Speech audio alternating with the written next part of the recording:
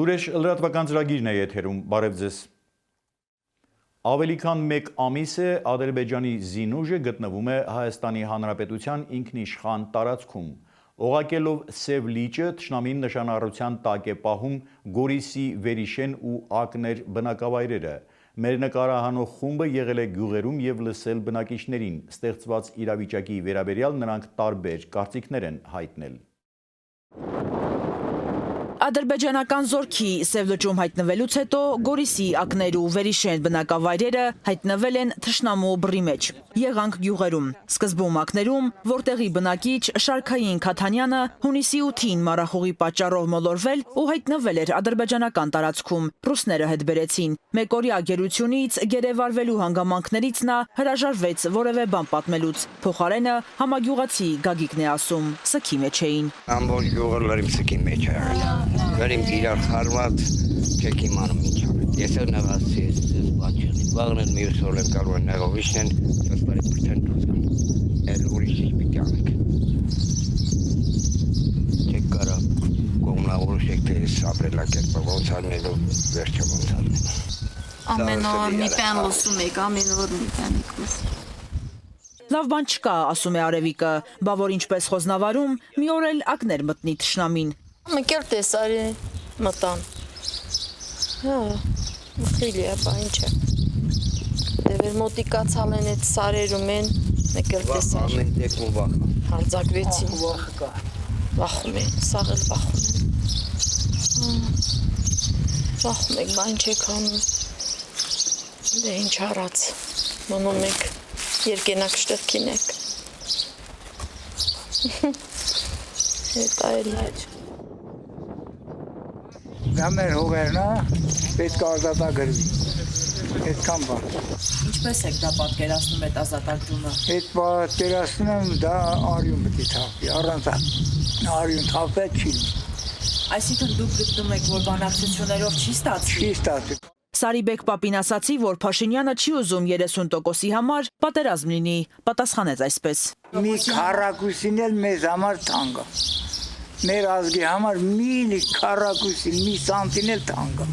Թշնամին մտնում է մեր տարածք, մենք չենք երևարում իրենց, իսկ նրանք հենց մեր տարածքից տանում են մեր տղերքին, ինչու զարմանում են գյուղացիները։ Այսօր նրանք բռնում տանում են, մենք չենք բռնում, մենք քաղաքականություն ենք կերտում, աշխարհի դրվածքով ենք գնում։ Աշխարհի դրվածքով գնալու ճանապարհին անորոշության մեջ ենք հայտնվում, ասում է Սվետլանան։ Ժողովուրդը տատանվում են էլի գյում չեմ որն ալյա որնա վատ, որ ինչը կփոխվի, հով լավ կփոխի, բայց սպասում եք որ լավ կինի ամեն ինչը։ Շատ եք սպասում։ Կարող է ես պոլիտիկայում ժողովուրդը շատ մարդ չեն հասկանում ոչ մենտեն։ Մեկ ապրում եք ինչ է, ոստանա, տոննա, տելևիզորնա, ինչ որ ասում են նանայր հավատում եք, բայց դժվար է, շատ դժվար է։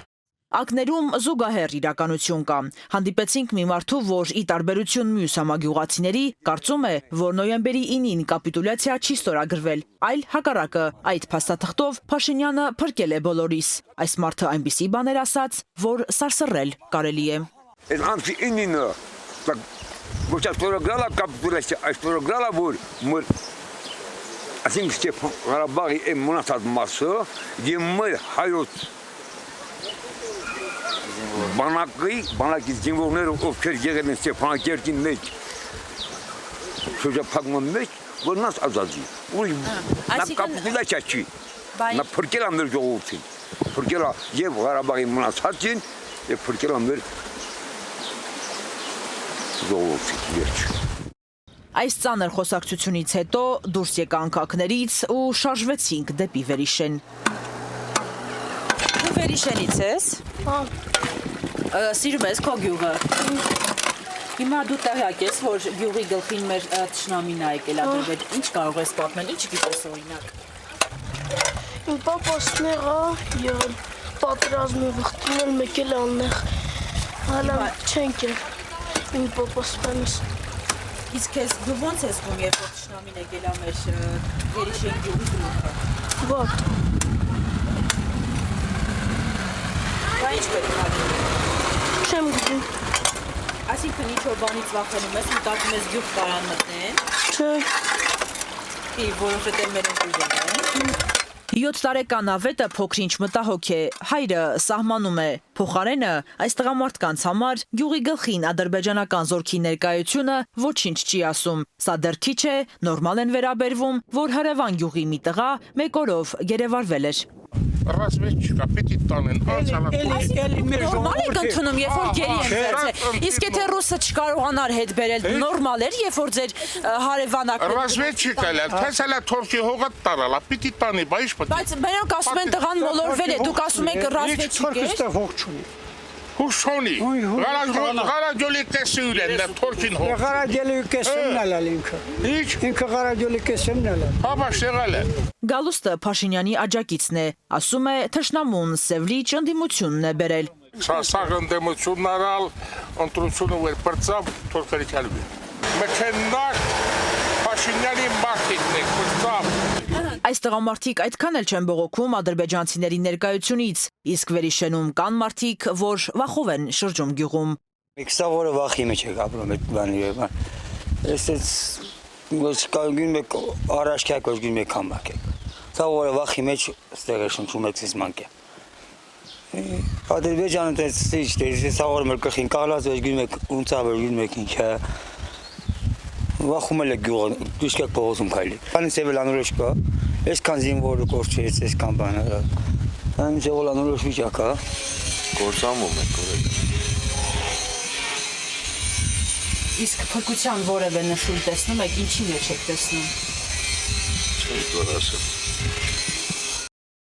Արտահերթ խորհրդարանական ընտրությունների քարոզարշավը շարունակվում է։ Լուսավոր Հայաստանը իր քարոզարշավը անցկացնում է երկու խմբով, մեկը շրջում է մայրաքաղաքի վարչական շրջաններում, մյուսը մարզերում։ Քարոզարշավի առաջին օրը Էդմոն Մարուքյանի ղեկավարած խումբը սկսեց Սյունիքից, նա եղավ մարզի քաղաքներում։ Հունիսի 16-ին քարոզարշավը մայրաքաղաքում էր։ Լուսավորի նպատակը երկրի ներքաղաքական հաշտությունն է, խաղաղությունը, համերաշխությունը, ազգային համաձայնություն ձևավորելը հետընտրական բախումներից խուսափելու համար։ Լուսավոր Հայաստանը ասում է, որ եթե դուք տակ ձեռքում են մեզ, ապա մենք կկարողանանք ձևավորել ազգային համերաշխության կառավարություն, որը կներգրավի բոլոր կարող ուժերին, բոլոր այն մարդկանց, ովքեր պրոֆեսիոնալներ են, ովքեր նվիրյալներ են, ովքեր նվիրյալ չեն մեկ թիմի, մեկ անձի, նրանք նվիրված են մեր պետությանը, նրանց պարզապես պետք է տալ հնարավորություն դրսևորելու իրենց պրոֆեսիոնալիզմը։ Հունիսի 20-ին գնացեք ընտրական տեղամասեր, վերցրեք 9 քվեաթերթիկը, համոզված եղեք, որ դա ընտրություն է, հանուն համերաշխության, դա ընտրություն է, հանուն այլընտրանքի։ Հայ ազգային կոնգրեսը նախընտրական քարոզարշավի ձևաչափ է ընտրել համակիրների հետ դահլիճային հանդիպումները, հարց ու պատասխանի միջոցով մարդկանց մտահոգություններին արձագանքելու տարբերակը։ Քարոզարշավի 9 օրվա ընթացքում թե առաջնորդ Լևոն Տեր-Պետրոսյանը, թե առաջադրված թեկնածուները մի քանի անգամ հանդես են եկել մամուլի ասուլիսներով, տարբեր լրատվամիջոցներին տված հարցազրույցներով։ Իրենց խոսքում ՀՀԿ անդամները առաջ են մղել այն գաղափարը, որ եկել է լրջանալու պահը, քանի որ երկիրը ապրում է մեր պատմության համար ճակատագրական օրեր։ Բացի մայրաքաղաքից հանդիպումներ են անցկացվել նաև տարբեր մարզերի համայնքներում։ Ըստ ՀԱԿ-ի ազգային նպատակների իրականացման միակ ճանապարհը իրատեսությունն է։ Մեր պետությունը պետք է դուրս գա սին երազանքների քայքայիչ փակուղուց, ժողովրդին վերադարձնի ապահովության և արժանապատվության զգացումը քաղաքացիների համար, վերստեղծի զարգացման ու բարօրության հեռանկարը։ Պատմության մեջ առաջին անգամ Թուրքիայի ղեկին գտնվող անձը ոտք է դնում հայկական Շուշի։ Հայոց Բերդա քաղաքում Թուրքիայի և Ադրբեջանի նախագահները ստորագրել են այսպես կոչված Շուշիի հռչակագիրը, որը ընդգրկում է երկու երկրների միջև պաշտպանական ոլորտում փոխօգնության հարցերը։ Ըստ Ալիևի խոսք կա Զանգեզուրի միջանցքի, ավտոմոբիլային ճանապարհների և երկաթուղիների մասին։ Գործնական քայլեր են ձեռնարկվում այդ ուղղությամբ։ Պատմության մեջ առաջին անգամ Թուրքիայի ղեկին գտնվող անձը ոտք է դնում հայկական Շուշի։ Ռեջեփ Թայիփ Էրդողանն ու իր կինը Բաքու կատարած այցից հետո ուղևորվել են Ֆիզուլի։ Այնտեղից էլ Իլհամ Ալիևի ուղեկցությամբ այցելել են Ադրբեջանի օկուպացիայի տակ գտնվող հայոց բերդաքաղաք Շուշի։ Իրենց խոսքով հաղթանակի ճանապարհով, որը կառուցվել է վերջին պատերազմից հետո։ Ճանապարհին Էրդողանն Ալիևից հետաքրքրվել է Ադրբեջանի վերահսկողության տակ անցած տարածքներում տարվող աշխատանքներից։ Ալիևն էլ ասել է, որ եթե ստանան ականապատված բոլոր տարածքների քարտեզները, ապա դա մեծ առավելություն կտա, քանի որ առանց դրա աշխատանքները հնարավոր է 10 տարի տևեն։ Թուրքիայի առաջին տիկին Էմինե Էրդողանն էլ հետաքրքրվել է, թե հայ գերիներ կան Ադրբեջանում։ Ալիևի դրական պատասխանից հետո Էրդողանի կինն էլ ձեռքի ուղղորդող շարժումով արձագանքել է մաս առ մաս։ Ադրբեջանական կողմը Թուրքիայի նախագահին ու նրա տիկնոջը Շուշիում դիմավորել է զինվորական պատիվներով եւ պետական արարողակարգով։ Հայոց բերդաքաղաքում հնչել են Թուրքիայի եւ Ադրբեջանի օրհներգերը։ Ադրբեջանում նշանակալի են համարում Էրդողանի այցը Շուշի, Ադրբեջանի եւ Թուրքիայի միջև հարաբերությունների ամրապնդման տեսանկյունից։ Հայոց բերդաքաղաքում Ալիևն ու Էրդողանը փաստաթղթեր են ստորագրել Արցախի զավթած տարածքների վերակառուցման եւ շինարարության համատեղ նախագծերի իրականացման, ինչպես նաեւ քաղաքական եւ տնտեսական ոլորտներում գործակցության վերաբերյալ։ Ադրբեջանում եւ Թուրքիայում համարում են, որ Շուշիում այդ համաձայնագրերի ստորագրումը կարևոր մեսիջ կդառնա որոշ ուժերի համար, որոնք Ղարաբաղի եւ Հարավային Կովկասի վերաբերյալ ծրագրեր ունեին։ Ալիևն ու Էրդողանը ստորագրել են նաեւ այսպես կոչված Շուշիի հռչակագիրը, որը շոշափում է երկու երկրների միջև պաշտպանական ոլորտում փոխօգնության հարցերը։ Իլհամ Ալիևի խոսքով ստորագրված փաստաթղթում կան հստակ դրույթներ այսպես կոչված Զանգեզուրի միջանցքի մասին։ Ադրբեջանի նախագահն ասել է, որ իրենք ոչ միայն խոսում են Զանգեզուրի միջանցքի մասին, որը կկապի Ադրբեջանի եւ Թուրքիայի ավտոմոբիլային ճանապարհներն ու երկաթուղիները, այլև գործնական քայլեր են ձեռնարկում այդ ուղղությամբ։ Թուրքական երկու պետությունների առաջնորդները հայտարարել են, որ Ադրբեջանում կկառուցվի Բայրակթար անօդաչու թռչող սարքերի արտադրության գործարան։ Հռչակագրի ստորագրման արարողությունից հետո Ադրբեջանի եւ Թուրքիայի նախագահները շրջել են Շուշիում։ Զբոսանքն ավարտվել է Ջդրդուզում, որտեղ տեղի է ունեցել ձիարշավ։ Ալիևն Էրդողանին Ղարաբաղյան ձի է նվիրել։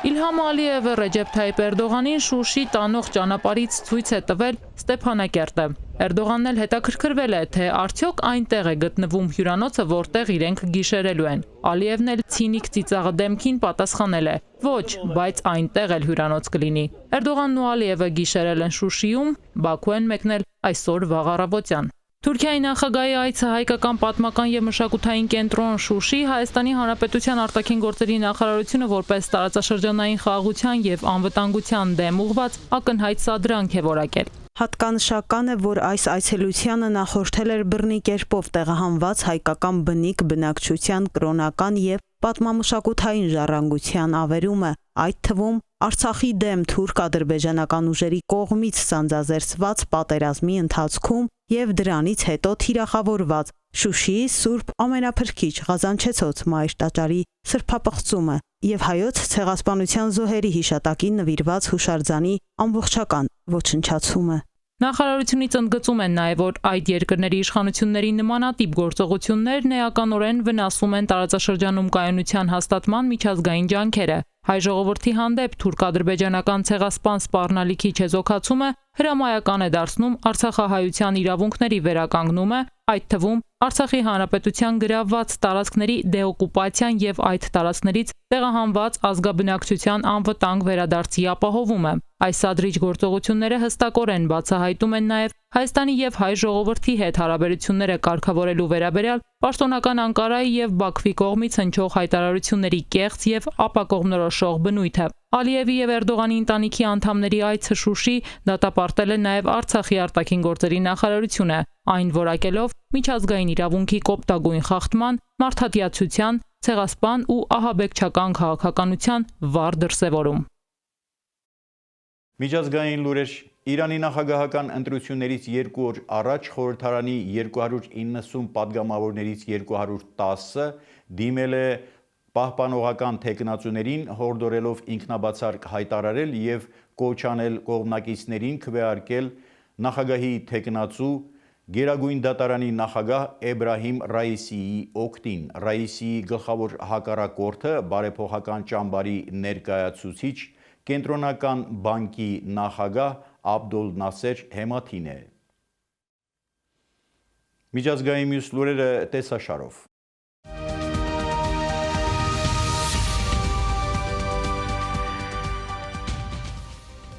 Հյուսիսատլանտյան դաշնագրի կազմակերպությունը մտադիր է մշտապես ուսումնասիրել այն հարցը, թե անհրաժեշտ է արդյոք, որ ինքն ավելացնի իր ուժերը Սև և Բալթիկ ծովերի տարածաշրջաններում։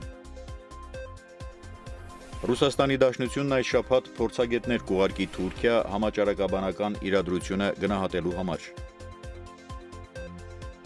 Իսրայելի պաշտպանության բանակի կործանիչները հունիսի 16-ին գրոհել են Գազայի հատվածում Համասի ռազմական օբյեկտների վրա ի պատասխան հրկիզող նյութերով և պայթանյութով ամրացված օդապարիկների արձակման հրեական պետության տարածք։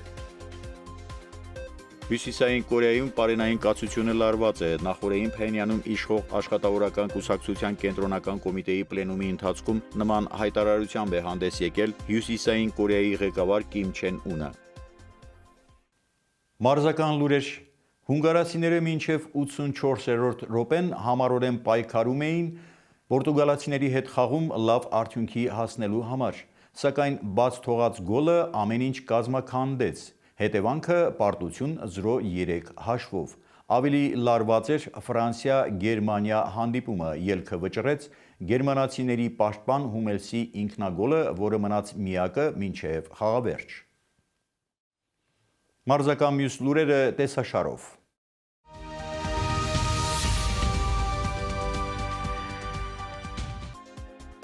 Հայտնի են դարձել, թե ովքեր են Հայաստանի ֆուտբոլի առաջատար ակումբների մրցակիցները կոնֆերենցիաների գավաթի խաղարկության առաջին փուլում, որտեղ ելույթ ունենալու իրավունք են ստացել Նոան, Ուրարտուն և Արարատը։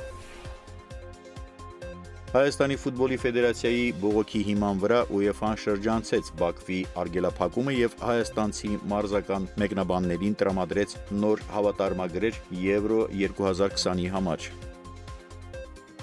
Եվրոյի առաջնության երկրորդ տուրը մեկնարկում է A և B խմբերի խաղերով, որոնցից ուշագրավ հանդիպում է սպասվում Իտալիա-Շվեյցարիա դիմակայությունում։ Օդերևութաբանների կանխատեսմամբ հունիսի 17-ին սպասվում է առանց տեղումների եղանակ, օդի ջերմաստիճանը կբարձրանա 2-ից 3 աստիճանով։ Լուրեր լրատվական ծրագիրն էր եթերում, ես ձեզ հրաժեշտ եմ տալիս, մինչ նոր հանդիպում։